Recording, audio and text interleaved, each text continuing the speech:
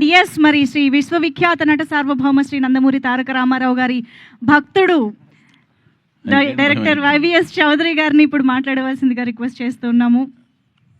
ఈరోజు ఎప్పటికీ నేను నా జీవితంలో ఎప్పటికీ మర్చిపోలేని రోజు అండి. ఎందుకంటే నాకు నందమూరి తారక రామారావు గారి యొక్క ఈ ప్రదేశం అంటే నాకు ఒక పుణ్యక్షేత్రము, ఒక దివ్యమైన స్థలము, ఒక పవిత్రమైన స్థలం కింద, ఒక శక్తినిచ్చే స్థలం కింద నేను ఎప్పుడు భావిస్తూ ఉంటాను. నేనే కాదు, ప్రపంచవ్యాప్తంగా ఉన్న నందమూరి అభిమానులు, రామారావు గారి అభిమానులు ఎవరైతే ఉన్నారో, నా ముందు జనరేషన్ కావచ్చు, నా జనరేషన్ కావచ్చు, నా తర్వాత జనరేషన్ కావచ్చు, వాళ్ళందరికీ కూడా ఇక్కడికి వస్తే ఒక రకమైన వాళ్ళకున్న కష్టాలు చెప్పుకొని, వాళ్ళకున్న బాధలు చెప్పుకొని, వాళ్ళకున్న ఆనందాన్ని ఆయనతో చెప్పుకుని ఒక రకమైన ఒక మెడిటేషన్ లాంటిదన్నమాట. అంటే అవన్నీ తీరే ఒక సమస్యలకి సొల్యూషన్ దొరికే ఒక ప్రదేశంలాగా నిజంగా భావిస్తాం మేమందరం, రామారావు గారిని దైవంగా భావించే మాలాంటి అభిమానులందరం. అలాంటి ప్రదేశంలో ఒక ఎన్టీ రామారావు గారు, నేను ఎప్పుడు జోహార్ జోహార్ అనేది నా నోట్లోంచి రాదు. ఆయన మనలో ఉన్నారు, మాతో ఉన్నారు. మరణం లేని జననం, రామకృష్ణ గారు చెప్పినట్లుగా, మేమందరం భావిస్తున్నట్లుగా ఆయన ఎప్పుడు మనతో ఉన్నారు. తెలుగు జాతి ఉన్నంత వరకు ప్రతి వ్యక్తిలోనూ ఉంటారు, చరిత్రలో ఉన్నారు. రాయబోయే చరిత్ర ప్రతి చరిత్రలోని, ప్రతి పేజీలోనూ, ప్రతి పంక్తిలోనూ ఉంటారు ఆయన. సో మేము ఎప్పుడు అలాంటి ఒక ప్రదేశంలో ఆయన 4వ తరానికి చెందిన, మళ్ళీ ఆయన పేరుతో 3 అక్షరాలతో, ఆ పవర్ఫుల్ 3 అక్షరాలతో ఆయన మనవడు తాతయ్య గారి పేరుని, ఎంతో ప్రేమ, అనురాగం, ఆప్యాయతలతో పెట్టుకున్న ఆ పేరుని పెట్టుకోవడం అంటే అంత ఈజీ కాదు. ఆ పేరును పెట్టుకున్న వ్యక్తి, పెట్టుకోవడం అంటే మళ్ళీ అది ఫైన్ ఆర్ట్స్లోనే రాణించాలి. చాలామంది పెట్టుకుంటారు పేర్లు, మళ్ళీ ఫైన్ ఆర్ట్స్లో రాణించాలి. ఆయన ఏ ఫైన్ ఆర్ట్స్లో అయితే రాణించారో ఆ ఫైన్ ఆర్ట్స్లో రాణించాలి. పుట్టినప్పుడు పెట్టుకుంటాం, పెరిగి పెద్దయిన తర్వాత ఆ ఫైన్ ఆర్ట్స్ ఆయనలో కనపడాలి. అలా కనపడిన ఆ అబ్బాయి నా కళ్ళల్లో పడతాం. ఆ కళ్ళల్లో కనపడిన అబ్బాయి యొక్క లాంచింగ్ ముహూర్తం, షూటింగ్ ముహూర్తం ఈ ప్రదేశంలో జరగటం, నేను అనుకోవటం, అది జరగటం, అది కూడా ఆయన యొక్క, మా దైవం యొక్క కుమార్తెల చేతుల మీదుగా జరగటం అనేది ఒక అనిర్వచనీయమైన అనుభూతి, అద్వితీయమైన మరుపురాని ఒక ఘట్టం అన్నమాట. ఆయన ఏమైతే ఆలోచించి వాళ్ళ కుమార్తెలకి ఈశ్వరి ఈశ్వరి ఈశ్వరి అని శక్తి స్వరూపాలుగా పేర్లు పెట్టారో, ఆ శక్తి స్వరూపాలు అంటే నిన్న కాక మొన్న నేను వేసిన ఒక పాంప్లెట్, అంటే వీళ్ళు మా స్పెషల్ ఆస్పిషియస్ గెస్ట్స్, అతిథులు అని నేను ఏదైతే ఒక పాంప్లెట్ వేశానో, ఆస్పిషియస్ గెస్ట్స్ అని వేశానో, అక్కడ అది నేను చూసుకుంటే నాకే ఆశ్చర్యం వేసింది ఆ డిజైన్. అంటే ముగ్గురు అతిథులు, 3 కుమార్తెలు. ఆ 3 కుమార్తెలు ముగ్గురు ఒక సైంటిస్టులు అనమాట, మహిళా సైంటిస్టులు ముగ్గురు. ఆ మెమోరియల్ ఎలా అనిపించిందంటే నాకు శ్రీహరికోటలో లాంచింగ్ ప్యాడ్ లాగా అనిపించింది. రాకెట్లను లాంచింగ్ చేసి ఒక లాంచింగ్ ప్యాడ్ లాగా అనిపించింది. ఆ లాంచింగ్ ప్యాడ్లోంచి ఒక రాకెట్ని, ఒక మిసైల్ని, ఒక స్టడ్ని స్టార్స్ కేటగిరీలోకి లాంచ్ అయిపోయే ఇందుకు వచ్చి సైంటిస్టులు ముగ్గురు పూనుకుని, ఒక మహిళా సైంటిస్టులు పూనుకుని లాంచ్ అయిపోతున్నారు అన్నట్టుగా నాకు డిజైన్ చేసిన తర్వాత అనిపించింది, డిజైన్ చేయించుకున్న తర్వాత అనిపించింది. ఆ మిసైల్ మరెవరో కాదు, ఆ స్టడ్ మరెవరో కాదు, ఫ్యూచర్లో ఆ స్టార్స్ కేటగిరీలోకి అద్భుతమైన రేంజ్లోకి వెళ్ళబోయే స్టార్ ఎన్టీఆర్, మా ఎన్టీఆర్ అని అనిపించింది. నాకు అది గర్వకారణంగా అనిపించింది. అది భవిష్యత్తులో జరగబోతుందని నాకు అనిపిస్తుంది, ఇన్స్టిట్యూషన్ అనిపిస్తుంది. ఇదంతా ఎందుకు అనిపిస్తుంది అంటే దానికి విశేషమైన కృషి, విశిష్టమైన కృషి, కావాల్సినంత కసి తనలో ఉన్నట్టుగా నాకు అనిపించింది. దానికి ఇదంతా ఎప్పుడు అనిపిస్తుంది అంటే ప్రాజెక్టుకి కావాల్సిన కృషి, పట్టుదలతో కసిగా మేము పనిచేయటం, జయాపజయాలనేది మీరు చూసి రేపొద్దున మాకు ఇచ్చే రిసెప్షన్లోంచి ఆధారపడి ఉంటాయి. సో రామారావు గారి 3 కుమార్తెలు, వాళ్ళ మనవడి మనవడి రూపంలో ఉన్న మళ్ళీ ఎన్టీఆర్ పేరుతో ఉన్న అబ్బాయిని, వాళ్ళ నాన్నగారి పేరుతో ఉన్న అబ్బాయిని, మనవడి రూపంలో ఉన్న అబ్బాయిని వాళ్ళ చేతుల మీదుగా వెండితెర ప్రపంచానికి ఆయన యొక్క మెమోరియల్ ప్లేస్లోంచి పరిచయం చేయటం అనే ఒక అపురూపమైన ఘట్టంలో, ఆయన వీరాభిమాని అయిన నేను దర్శకత్వం వహించే ఒక అపురూపమైన ఘట్టంలో నా భార్య సన్నిహితులు, స్నేహితులైన అమెరికా ఫ్రెండ్స్ రమేష్ అత్తిలి గారు నాయకత్వంలోని ఫ్రెండ్స్ అందరూ భాగస్వామ్యం అయ్యి, మళ్ళీ నా భార్య నిర్మాతగా వాళ్ళందరూ కలిసి ప్రొడ్యూస్ చేసే, మహిళలందరూ కలిసి చేసే కార్యక్రమంలో భాగస్వామ్యం అవటం అనేది ఒక గొప్ప మరుపురాని ఘట్టం. ఇందులో మన తెలుగు అమ్మాయిని హీరోయిన్గా పరిచయం చేసే ఒక కార్యక్రమం కలిసి రావటం కూడా, ఇదంతా కూడా నాకు ఒక అదృష్టం కింద భావిస్తున్నాను నేను. తను కూడా కూచిపూడి డాన్సరు, మంచి అమ్మాయి. సో ఈ కార్యక్రమం మళ్ళీ ఒక మరుపురాని ఘట్టం కింద ఫీల్ అవుతున్నాను. అలాగే ఈ ఘట్టంలో ఎప్పుడు అంటే మాకు హరికృష్ణ గారితో 3 సినిమాలు చేసిన పరిచయంలోనూ, అంతకుముందు అసిస్టెంట్ డైరెక్టర్గా చేసిన పరిచయాల్లో, ఆ కార్యక్రమాల్లో ఎప్పుడు కూడా లక్ష్మి గారిని పూజలు ఆవిడని ఎప్పుడు పూజలు చేస్తూ చూసాం, పూజల గురించి విన్నాం, పూజల గురించి మాట్లాడుతుండగా విన్నాం. పూజలు ఆవిడ వచ్చి పూజ చేస్తుండగా మాకు పూజా కార్యక్రమాలు నిర్వహిస్తుండగా ఈ షూటింగ్ ముహూర్తం అనేది స్టార్ట్ అవడం, పూజా కార్యక్రమాలు నిర్వహిస్తుండగా స్టార్ట్ అవడం అనేది గొప్ప శుభసూచకంగాను, అది అదృష్టం కింద భావించాం. అలాగే మా హరికృష్ణ గారి ఇంకొక రూపం కింద భావించి మేము మా సుహాసిని పాప, ఆవిడికి మా హరికృష్ణ గారు వాళ్ళ అమ్మమ్మ గారి పేరు పెట్టుకున్నారు, వెంకటరామమ్మ అని. మామూలుగా ఇంట్లో సుహాసిని పేరు పిలుచుకోవటం, సుహాసినిగా పేరు మార్చుకున్నారు. సో ఆ వెంకటరామమ్మ తన అమ్మమ్మ గారు, నాయనమ్మ గారి పేరు పెట్టుకున్న ఆవిడ పేరు మీద ఆవిడ నాకు స్క్రిప్ట్ ఇస్తూ ఆయన యొక్క స్లాంగ్లో చౌదరి ఒళ్ళ దగ్గర పెట్టుకుని తీయన్నట్టుగా మాట్లాడుతూ నా స్క్రిప్ట్ అందించడం దర్శకుడిగా, ఆవిడతో పాటు ఆవిడ కజిన్స్, సిబ్లింగ్స్ అందరూ కలిసి ఇవ్వటం అనేది ఒక రకమైన వాతావరణం అంతా నాకు చక్కగా, అంటే మంచిగా ఒక అనిరుచినైన అనుభూతిని కలిగింది నాకు. దాంతోపాటు మా మోహన్ కృష్ణ గారు అంటే వెరీ స్ట్రిక్ట్ ప్రిన్సిపల్డ్ అనమాట, వెరీ స్ట్రిక్ట్. అంటే మనం ఆయన్ని మాయలో మభ్య పెట్టలేం.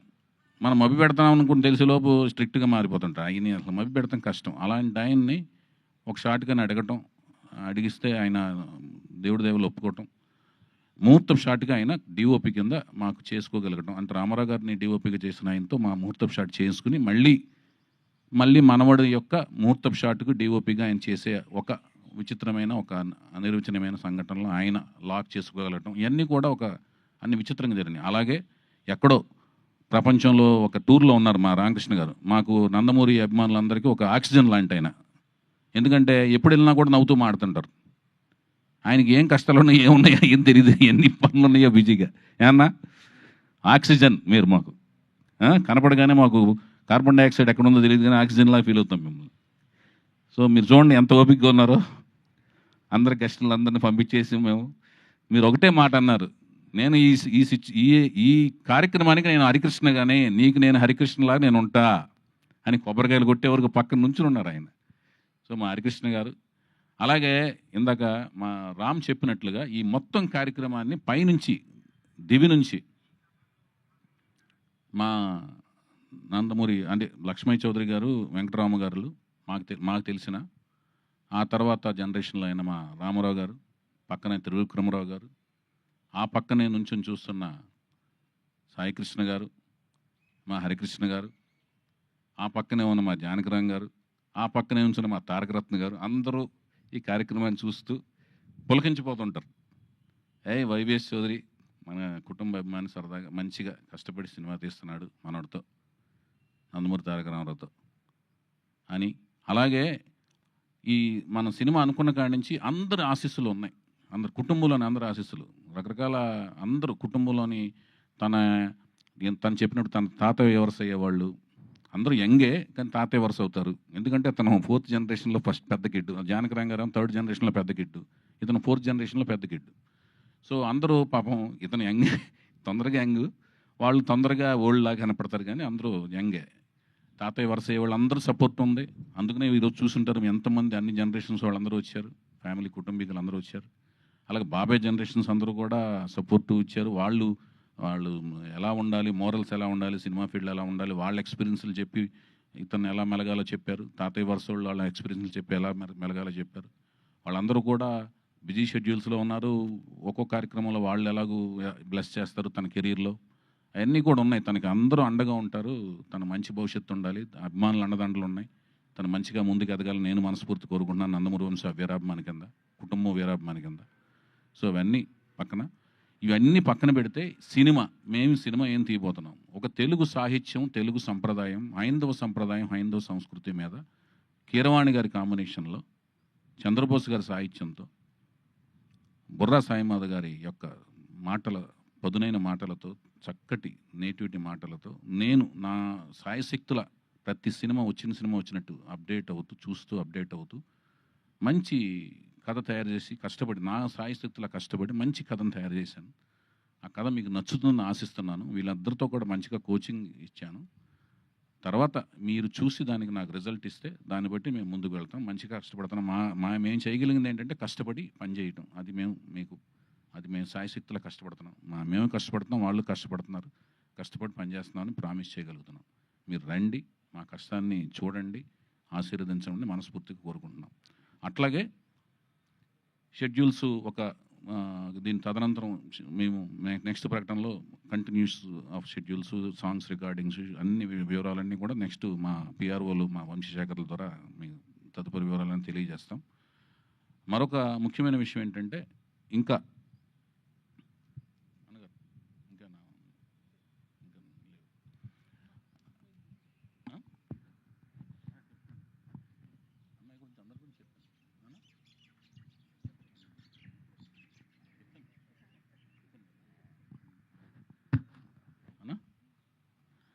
అది ఈ అందరూ రావటం అనేది ఇంకా అంత. అలాగే అతి ముఖ్యమైన విషయం ఏంటంటే, అలాగే మా పూజా కార్యక్రమంలో ముఖ్యమైన అంశం ఏంటంటే, వసుంధర గారు నాకు ద్వారా వసుంధర గారు ద్వారా నా వైఫ్కి, తను ఫస్ట్ టైం ప్రొడ్యూసర్ అయింది కాబట్టి తాంబూలంలో తను కలిసి రావాలని చెప్పి తను తాంబూలం చక్కగా స్వయంగా ఇచ్చి, వసుంధర గారు తనకి మంచి లక్ష్మీ సౌభాగ్యవతిగా డబ్బులు, మంచి లాభాలు రావాలి ప్రాజెక్టు ఫస్ట్ టైము కీర్తి ప్రతిష్టలు ఆల్రెడీ వస్తూ, దాని కీర్తి ప్రతిష్టలు వస్తే డబ్బులు కూడా వస్తాయని చెప్పి ఆవిడ దీవించి ఇవ్వడం అనేది తనకి మంచిగా రావాలని తను దీవించి ఇచ్చారు. అది కూడా మాకు మంచి చేస్తుందని మేము వసుంధర గారి ద్వారా వచ్చిన అది కూడా మంచి ఆశీస్సులుగా మేము భావిస్తున్నాము. అలాగే ప్రతి ఒక్కరూ అంటే కుటుంబంలోని ప్రతి ఒక్కరూ ఇలా పర్సనల్గా టైం తీసుకుని, పురంధేశ్వరి గారు కానీ, భువనేశ్వరి గారు కానీ, అందరూ ప్రతి ఒక్కరూ పేరున ప్రతి ఒక్కరూ అందరూ రావడం అనేది మాకు చాలా, అలాగే ఇప్పుడు ఇండస్ట్రీలో అందరూ ప్రతి 24 క్రాఫ్ట్స్ వాళ్ళందరూ వచ్చి మమ్మల్ని బ్లెస్ చేయడం కూడా చాలా ఆనందంగా ఫీల్ అవుతున్నాం. అన్నిటికంటే ముఖ్యంగా పాత్రికేయ మిత్రులందరూ కూడా నాకు సోదరుల కింద లెక్క. ఎందుకంటే అందరూ నాకు బాగా ఫ్రెండ్స్. వాళ్ళందరూ కూడా మా ప్రాజెక్ట్ స్టార్ట్ చేసిన కాడి నుంచి మాతో వెన్నంటే ఉన్నారు. నన్ను సోదరులా భావిస్తూ నన్ను మా సినిమా ప్రకటనలన్నింటినీ కూడా చక్కగా ముందుకు తీసుకెళ్తున్నారు. వాళ్ళందరికీ ధన్యవాదాలు తెలియజేసుకుంటూ మీరు మాకు సహకరించండి అని మరొకసారి విన్నవించుకుంటూ thank you so much. Thank you sir, thank you so much. ఇంతటి పుణ్యస్థలంలో ఆరాధ్య దైవం అయినటువంటి నందమూరి తారక రామారావు గారి ఆశీస్సులతో, నందమూరి కుటుంబ సభ్యుల ఆశీస్సులతో మొదలైనటువంటి ఈ చిత్రం దిగ్విజయంగా షూటింగ్ పూర్తి చేసుకుని త్వరలోనే రిలీజ్ అయ్యి గొప్ప విజయం సాధించాలి అని మనస్ఫూర్తిగా కోరుకుంటూ, ఈ చిత్రానికి సంబంధించిన ప్రతి ఒక్కరికి బెస్ట్ విషెస్ తెలియజేసుకుంటూ థ్యాంక్ యూ సో మచ్. ఒక్కసారి వేదిక పైన ఉన్న వారందరినీ ఒక గ్రూప్ ఫోటో కోసం నిలబడవలసిందిగా కోరుతున్నాము.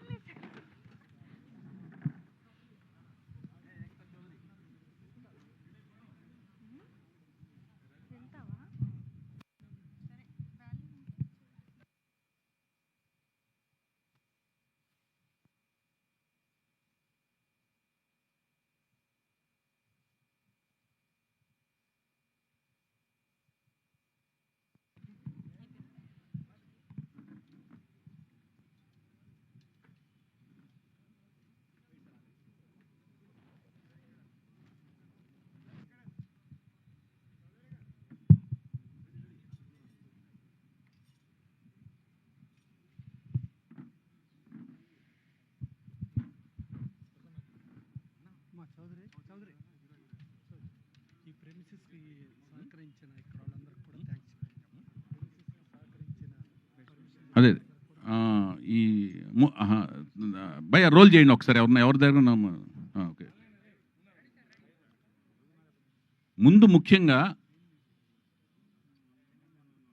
హుడా అథారిటీస్ వారికి అడిగిన వెంటనే ఈ ప్రెమిసెస్ పర్మిషన్ ఇచ్చి మమ్మల్ని ఎంతగానో అడిగిన వెంటనే పర్మిషన్ ఇచ్చిన హుడా అథారిటీస్ అందరికీ వారికి మొత్తానికి, అలాగే మన పోలీస్ శాఖ వారికి, సెంట్రల్ జోన్ పోలీసు శాఖ వారికి అందరికీ పేరు పేరున ప్రత్యేకంగా ధన్యవాదాలు తెలియజేసుకుంటున్నాను. వారు సహకారం ఎప్పటికీ మర్చిపోలేండి. చాలా హాయిగా హ్యాపీగా మమ్మల్ని చాలా చక్కగా సహకరించి మాకు సహకారం అందించారు. వారందరికీ ధన్యవాదాలు తెలియజేసుకుంటున్నాను. Thank you so much.